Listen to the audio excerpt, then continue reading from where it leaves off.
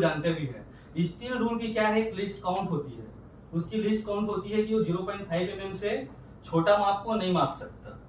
तो जब 0.5 से हमको अगर कोई छोटा माप चाहिए और वी आर इंजीनियरिंग फील्ड, तो इंजीनियरिंग फील्ड में क्या है, बहुत सूक्ष्म माप लेना पड़ता है। जैसे मैं डीजल मैकेनिक्स से रिलेटेड हूँ, तो स्पार्क प्लग का जो गैप होता है वो पॉइंट में होता है, तो उसको मापने के लिए मैं स्टील रूल से नहीं माप सकता।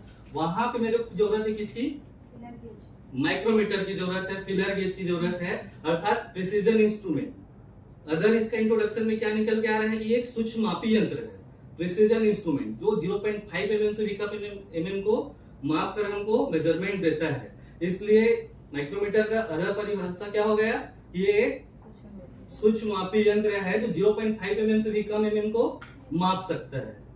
ठीक है, इंट्रोडक्शन कंप्लीट हुआ, सबको समझ में इंट्रोडक्शन। अब इंट्रोडक्शन के बाद हम चलते हैं वर्किंग प्रिंसिपल पे, कि आखिर माइक्रोमीटर किस प्रिंसिपल पे काम करता है, फिर देन हम देखेंगे कंस्ट्रक्शन। तो माइक्रोमीटर कुछ और नहीं है, बच्चों का जो खेल होता है, नट बोल्ट जो खेलते हैं ना, छोटी छोटी जो चीजें नट बोल्ट की जरूरत पड़ती है हर मशीन में, तो माइक्रोमीटर उसी सिद्धांत पे कार्य करती है। माइक्रोमीटर का क्या है, वर्किंग प्रिंसिपल क्या है, नट एंड बोल्ट। मैं अभी आपको कंस्ट्रक्शन में बताऊंगा तो आपको इजीली क्लियर हो जाएगा कि ये नट और बोल्ट के सिद्धांत पे कैसे काम करता है। तो ये किस सिद्धांत पे काम करता है, nut and bolt, screw gauge also called. ठीक है, nut and bolt also called screw gauge. तो ये हुई आपकी वर्किंग प्रिंसिपल। मैं आपको कंस्ट्रक्शन के लिए ले जाऊंगा यहाँ पे स्लाइड में, यहाँ से आपको बताऊंगा कि ये दिखता कैसा है माइक्रोमीटर।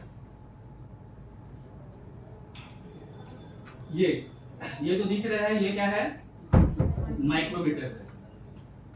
अब माइक्रोमीटर है तो देखिए माइक्रोमीटर का मैं क्या बता रहा हूँ, कंस्ट्रक्शन बता दूं कि माइक्रोमीटर की कौन कौन से पार्ट्स होते हैं, क्या क्या उसको बोला जाता है। तो फर्स्टली देखिए ये जो दिख रहा है ये यू आकार का, इसको क्या बोलते हैं, फ्रेम बोलते हैं। क्या बोलते हैं, frame, that is called frame. और ये फ्रेम क्या करता है, फ्रेम ये ऐसा पार्ट्स है, ऐसा नींव है जिसमें सारे पार्ट्स क्या होते हैं, जुड़े रहते हैं। अर्थात ये जो बाकी के जो पार्ट्स हैं उसको जो सहारा देता है, बेस करता है, वो कौन करता है, फ्रेम करता है।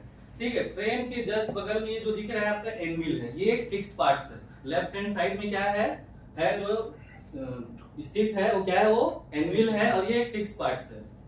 उसके बाद देखते हैं तो ये क्या है, स्पिंडल है।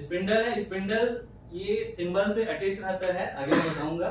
ये स्लीव है, स्लीव को और क्या बोलते हैं, बैरल भी बोलते हैं, मैन स्केल भी बोलते हैं। ठीक है, उसके बाद हम आते हैं ये थिम्बल, और ये जो रोटेटिंग स्केल देख रहे हैं इसी को हम लोग क्या बोलते हैं, वर्नियर स्केल भी बोलते हैं।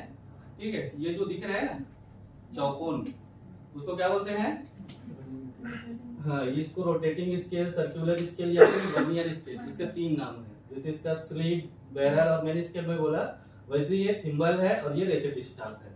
ठीक है, तो ये तो इसकी कंस्ट्रक्शन हुई। इस कंस्ट्रक्शन में मैं बता रहा हूँ, एक चीज और बता रहा हूँ इसको और इजीली होने के लिए, ये जो यू का जो फ्रेम है ये अलग होता है और इससे अटैच होता है ये स्लीव, और ये क्या होता है, ये खोखला होता है।